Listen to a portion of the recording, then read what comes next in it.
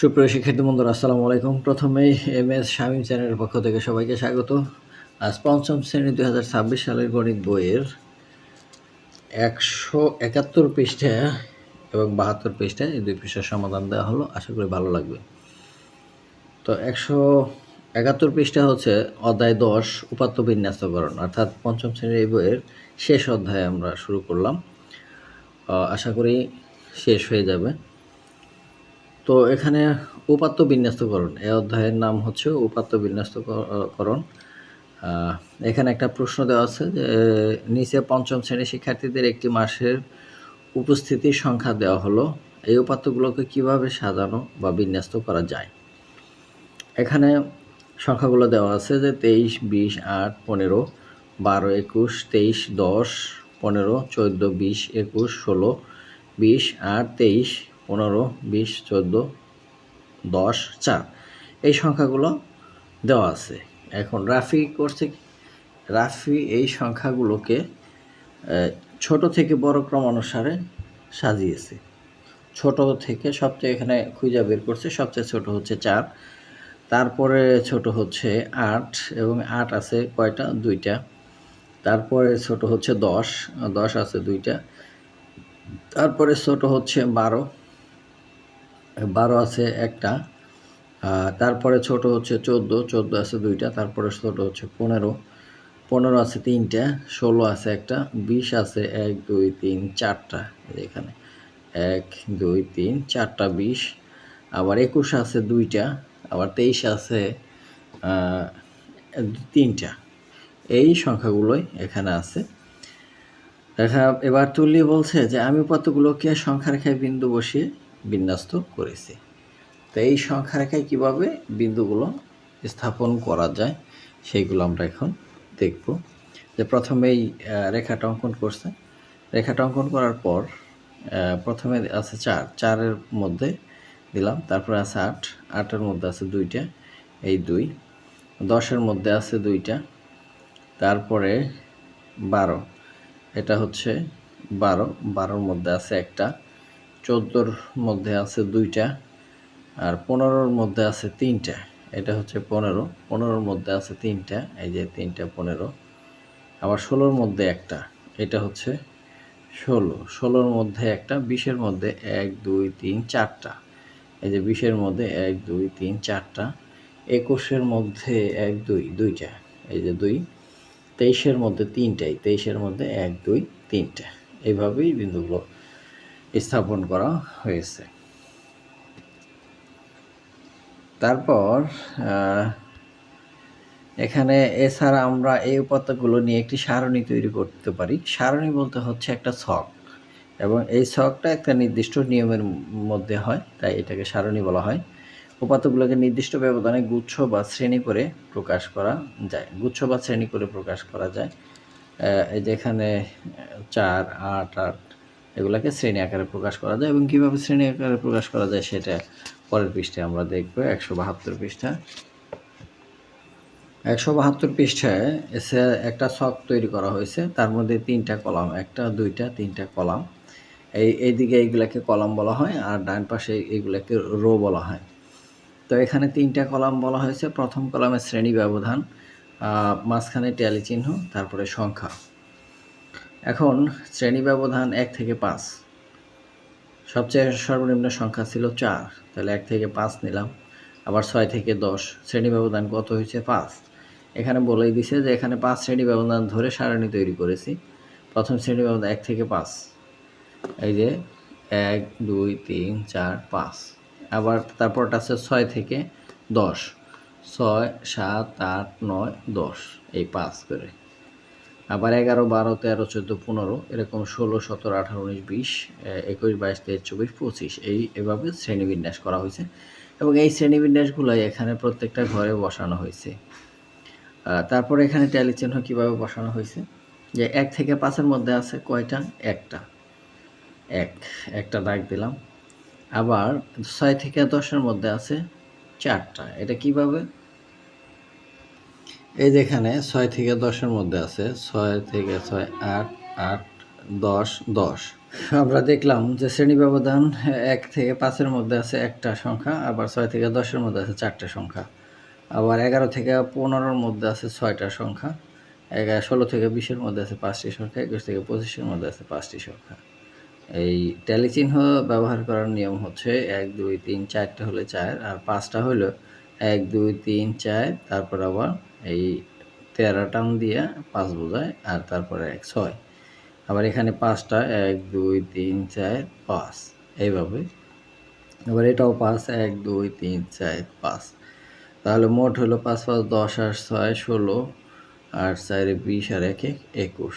এই 21 হচ্ছে মোট সংখ্যা। এখন এটাকে আমরা যদি শ্রেণী ব্যবধান 10 ধরি তাহলে কত হবে? শ্রেণী ব্যবধান 10 ধরলে এখানে 1 থেকে 1 2 3 4 5 6 7 8 9 10, 10 পর্যন্ত। আবার 11 থেকে 20 পর্যন্ত, আর 21 থেকে 30 পর্যন্ত। হ্যাঁ, তো এখন এখানে 1 থেকে 11 পর্যন্ত কয়টা সংখ্যা আছে আমরা ওই পাশ থেকে দেখে আসি। এখানে আমরা দেখি 1 থেকে 11 পর্যন্ত 1 2 3 4 5টা আছে, এটা তো 12, তাহলে লিখব 5। এখানে 1 2 3 4 5, এই হলো 5, এখানে সংখ্যা হবে 5। আবার 11 থেকে 20 পর্যন্ত কয়টা আছে দেখি। 11 থেকে 20 পর্যন্ত আছে 1 2 3 4 5 6 7 8 9 10 11, এই 11টা আছে। তাহলে আমরা লিখি 11টা 1 2 3 4 5 6 7 8 9 10 11, এখানে হবে 11। আবার 21 থেকে 30-এর মধ্যে কয়টা আছে দেখি। 21 থেকে 30-এর মধ্যে আছে 1 2 3 4 5টা। তাহলে আমরা এগুলা লিখি 1 2 3 4 5, এই হচ্ছে 5টা।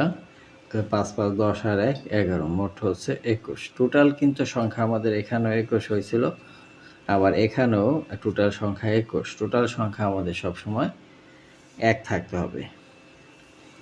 তো এখানে 10 শ্রেণী ব্যবধান ধরে সারণী তৈরি করি। 10 শ্রেণী ব্যবধান ধরে সারণীটা তৈরি করা হয়েছে। এখন এখানে নিচে আরও কিছু অঙ্ক দিছে। এখানে দিছে একটি চায়ের দোকানে দৈনিক কত কাপ চা বিক্রি হয়েছে তার 20 দিনের উপাত্ত এখানে দেওয়া হলো। উপাত্তগুলোকে ছোট থেকে বড় ক্রমানুসারে সাজাই। তো উপাত্তগুলোর মধ্যে সবচেয়ে ছোট সংখ্যা আগে খুঁজে বের করি। সবচেয়ে ছোট আছে 9, একটা 2টা 2টা 9 9 9। তারপর আছে হচ্ছে 11, তারপর আছে হচ্ছে 11, এই হচ্ছে 11 11 একটাই আছে। তারপরে 12 12 আছে একটা 2টা 2টা আছে। 12 আছে কয়টা? 2টা 1 2। তারপরে আছে হচ্ছে 12-র পরে 13 আছে একটা 13। তারপরে আছে 14 14 আছে একটা 14। তারপরে 15 15 আছে একটা 2টা 15 আছে 2টা। তারপরে 20 15-র পরে 20। তারপরে 20-এর পরে আছে 21 21 আছে কয়টা? একটা 2টা 3টা 4টা 21 আছে 4টা 1 2 3 4। তারপরে হচ্ছে 22 22 আছে কয়টা? 1 2 আর নাই, 22 আছে 2টা। তারপরে হচ্ছে 23 23 আছে কয়টা? একটা 2টা 3টা 4টা আছে 23। তাহলে 1 2 3 4, এই 4টা আছে 23। এরপরে আর কোনো সংখ্যা নাই। শ্রেণী ব্যবধান 5 করে একটি সারণী তৈরি করি। এখানে সারণীটা দেওয়া আছে, সারণীটা তোমাদের আমি করাই দেখাচ্ছি, তোমরা খাতায় করবে এই সারণীটা। তো প্রথমে এখানে আছে সবচেয়ে ছোট সংখ্যা আছে 9, তাহলে আমরা 5 থেকে 9 ধরতে পারি। শ্রেণী ব্যবধান 5 থেকে 9। আর এবার আবার 10 থেকে 14, 10, 11, 12, 13, 14, আবার 15, 16, 17, 18, 19, 15 থেকে 19, আবার 20 থেকে 24, আবার 25 থেকে 29। এই হচ্ছে শ্রেণী ব্যবধান। তো 5 থেকে 9, তারপরে 10 থেকে 14, তারপরে 15 থেকে 19, তারপরে 20 থেকে 24। এখন 24 আমাদের এইটা অবশ্য দরকার নাই, কারণ 23 পর্যন্ত আছে আমাদের সবচেয়ে বড় সংখ্যা। তো 5 থেকে 9-এর মধ্যে সংখ্যা আছে কয়টা? 5 থেকে 9-এর মধ্যে 2টা, তাহলে 1, 2। তারপরে আছে 10 থেকে 14, 10, 1, 2, 3, 4, 5, 5টা, 1, 2, 3, 4, 5। তারপর এখানে 2টা, এখানে 5টা। তারপর 15 থেকে 19, 15 থেকে 19-এর মধ্যে আছে কয়টা? 1, 2, 2টাই, 1, 2, 2টা। তারপরে হচ্ছে 20 থেকে 24, 20 থেকে 24-এর মধ্যে 1, 2, 3, 4, 5, 6, 7, 8, 9, 10, 11টা, 11টা আছে। কয়টা? 11টা। তাহলে 1, 2, 3, 4, 5, 6, 7, 8, 9, 10, 11, এই টোটাল 11টা। তাইলে মোট কতজন দেওয়া ছিল? 20 জন। তাহলে মোট হবে 20। এখানে 20, 5, 2, 7, 2, 9, আর 11, 20। এবার 172 পৃষ্ঠার একটা কাজ দিছে, যে একটি বিদ্যালয়ে 30 জন শিক্ষার্থীদের ওজন নিচে দেওয়া হলো। ওজন কেজিতে দেওয়া আছে, 24, 35, 43, সেভাবে কতজন? 30 জন শিক্ষার্থীর ওজন দেওয়া আছে। এখন প্রশ্ন হচ্ছে উপাত্তসমূহকে ক্রমানুসারে সাজাই, অর্থাৎ ছোট থেকে বড় সাজাইতে হবে। আর শ্রেণী ব্যবধান 10 ধরে সারণী তৈরি করে নিচের প্রশ্নগুলোর উত্তর খুঁজি। সারণী তৈরি করতে হবে, কোন শ্রেণী ব্যবধানে সবচেয়ে বেশি শিক্ষার্থী রয়েছে এটা বের করতে হবে, আর কোন শ্রেণী ব্যবধানে সবচেয়ে কম শিক্ষার্থী রয়েছে সেটা বের করতে হবে। তো প্রথমে আমরা এটা খাতায় করে দেখাচ্ছি, যে ছোট থেকে বড় আকার আগে সাজাবো। প্রথমে আছে 22, তারপরে আছে 23, তারপরে আছে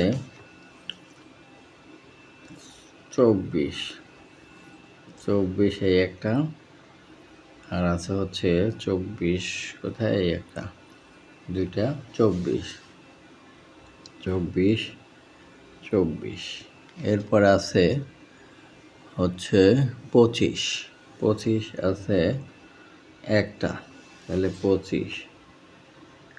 এরপর 26 আছে কয়টা?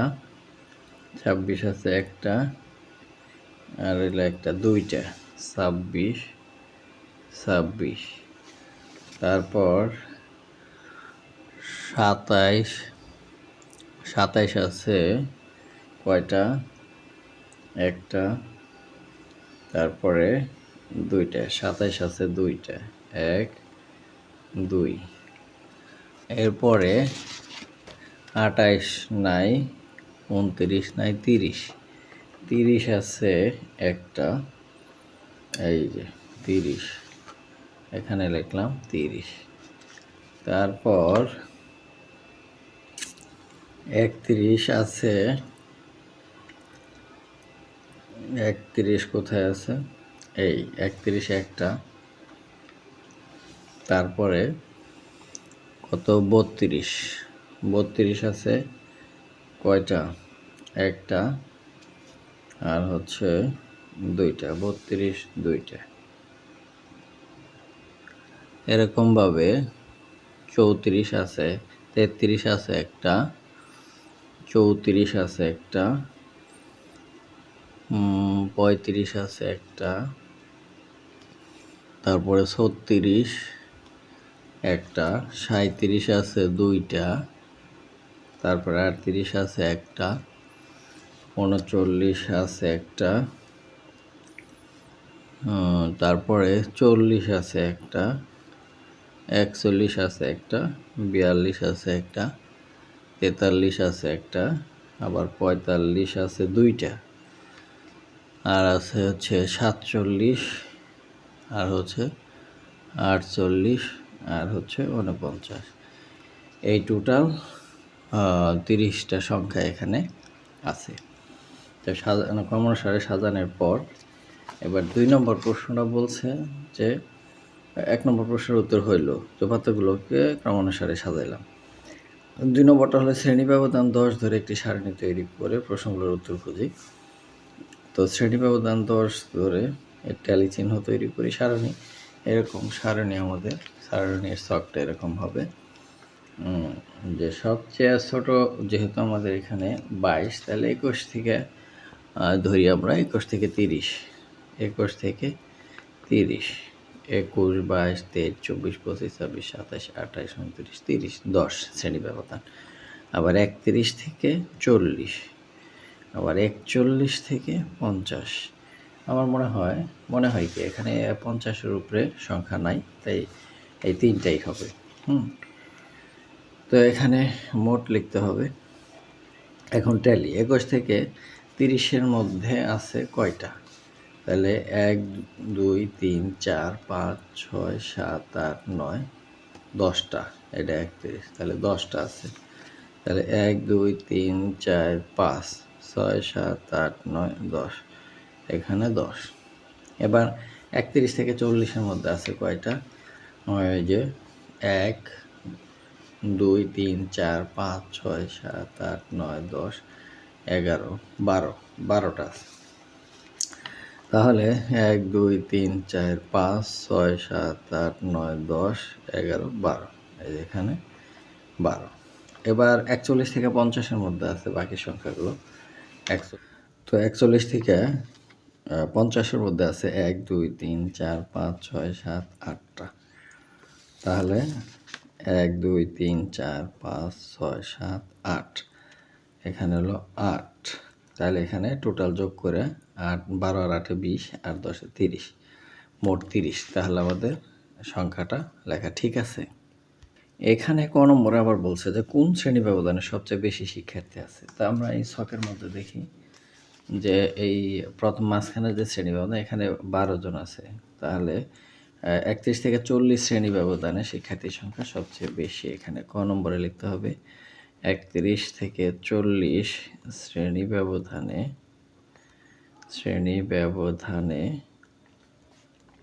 শিক্ষার্থীর সংখ্যা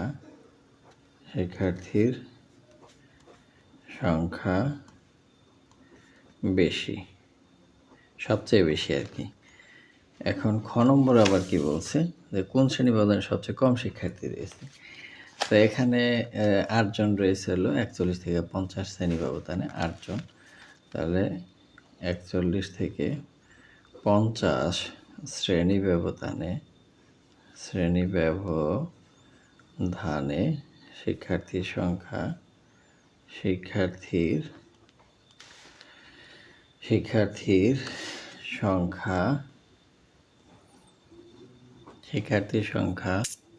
সবচেয়ে